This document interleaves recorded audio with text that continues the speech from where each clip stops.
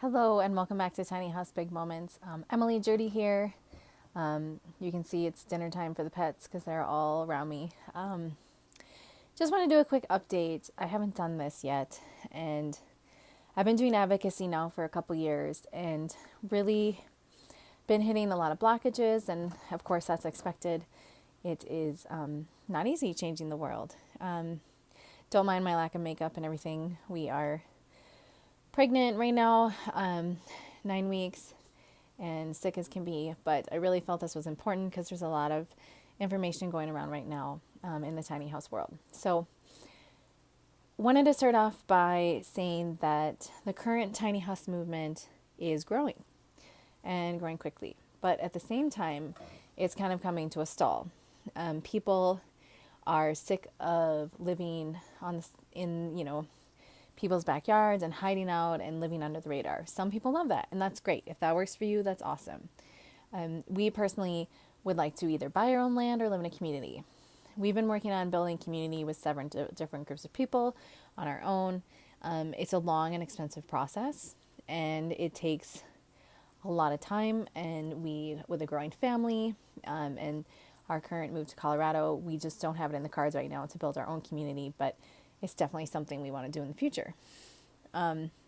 So the tiny house movement is looking for people, advocates, to really get out there and talk to your municipalities. Part of the misinformation out there is because as an industry, we are growing and learning together. So part of the industry is in the RV camp right now, and part of the industry is in the IRC ANSI camp / make our own tiny house code.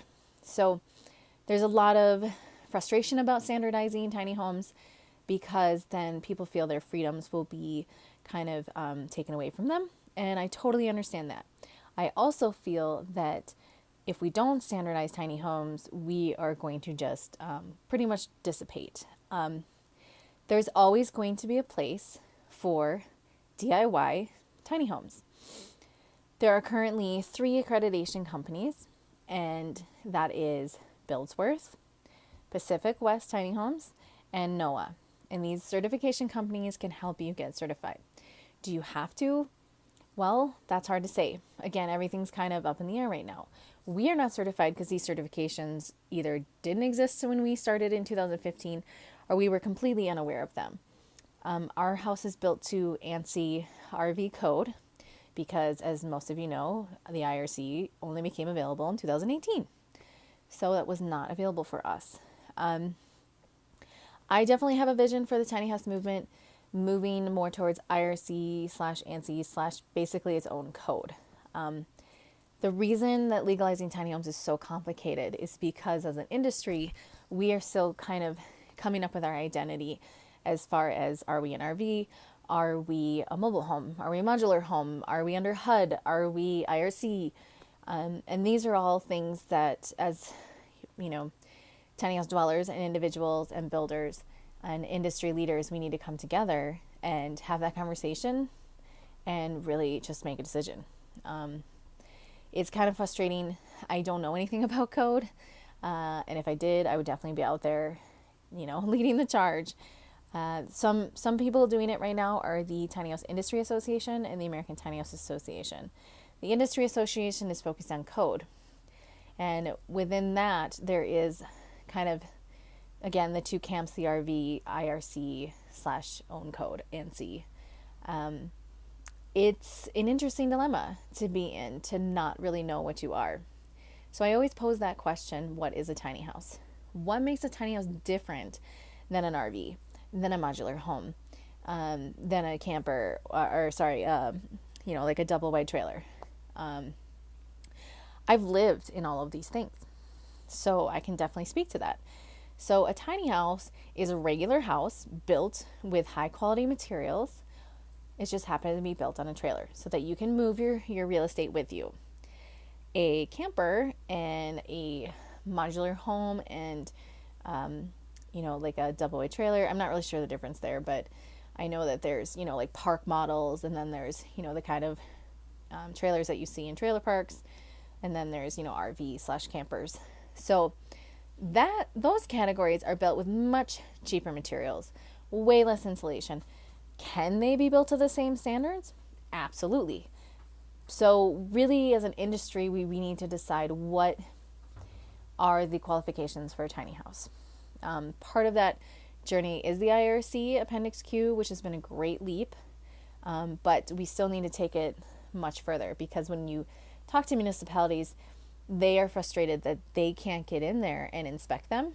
And then our third-party accreditation companies, Buildsworth, NOAA, and Pacific West, they have kind of some differing opinions. So I'd really like to see them come together and kind of come up with their own standards. Of course, they still want to be offer different things with their services to kind of, make it competitive. But really, as an industry, we need to come together. And however I can do to help that, I'm going to do. I have joined the American Tiny House Association. I am the Colorado rep currently. That is so that I can help as a dweller to really guide them into, what dwellers are actually feeling and thinking.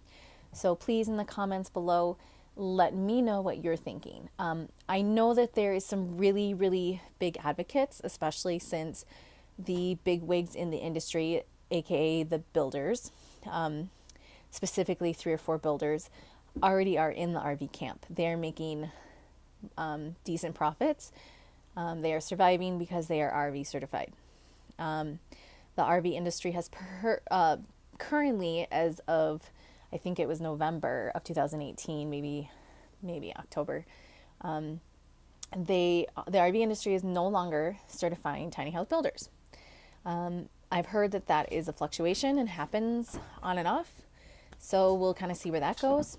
There's also some new information about the HUD industry that could make or break some things, so definitely check out the American Tiny House Association website. I'll put it in the link about the new rulings as far as HUD goes.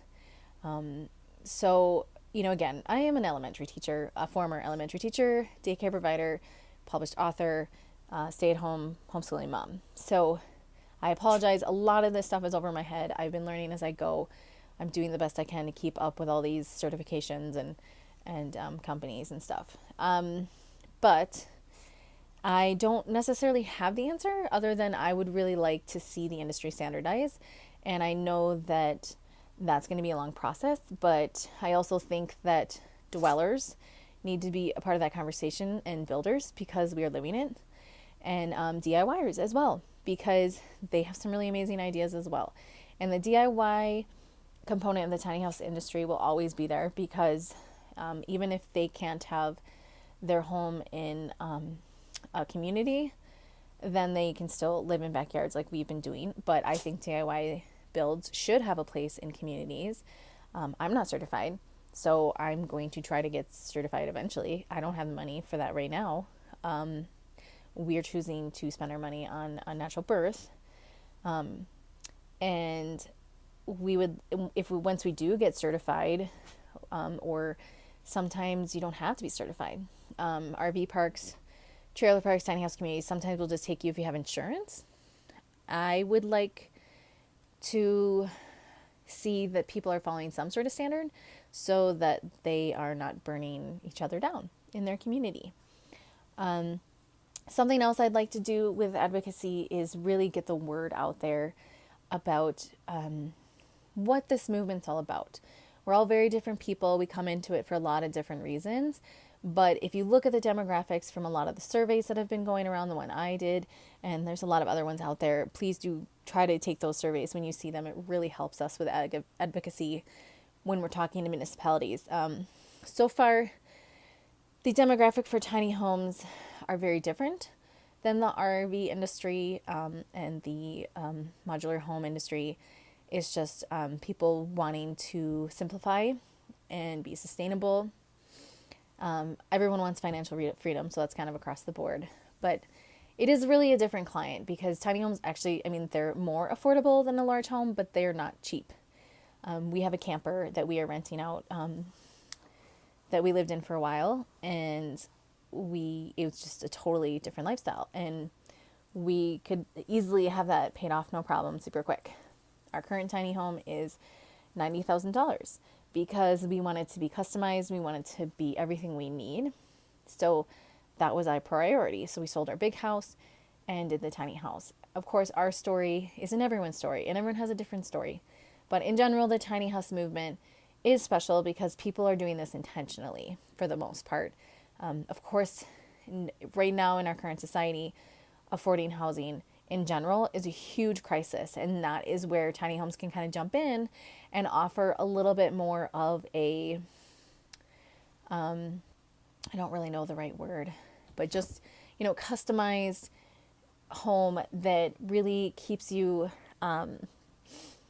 feeling like it's a house. Because when we lived in our camper, it did not feel homey. When we lived in our double wide trailer, it was, to be honest, the materials are disgusting, and we had mold. It was freezing. The walls are thin. Everything's just kind of not for us. And that doesn't mean it's not a great option for other people, but tiny homes are their own special thing. And I think that's important that we kind of, as an industry, kind of separate ourselves. Not, a lot of people say, we are hoity-toity. We are, stuck up. And I would like to respond that is, for those of us choosing to do tiny homes, we are choosing to be sustainable. We are choosing to make the world a better place in our small way. And if we still want the luxuries of home, that's great, because that'll encourage even more people to try a more sustainable lifestyle, a more simple lifestyle, a lifestyle where they can spend their money in their community and not on their mortgage. The tricky part with the tiny house industry with that is that right now it's currently not really any cheaper. And I don't want to discourage you, because in the long run, it's still a lot cheaper, because you're talking utilities, you're talking about, you're not buying that new huge couch. It is cheaper, but as far as, for example, we got offered a spot in Steamboat at the local KOA, and that was $1,200 for the summer months, or, the busy season. And then I think it was like $700 or $800 off season. Well, for us, we were paying $1,500 for our 2,200 square foot home on 5 acres.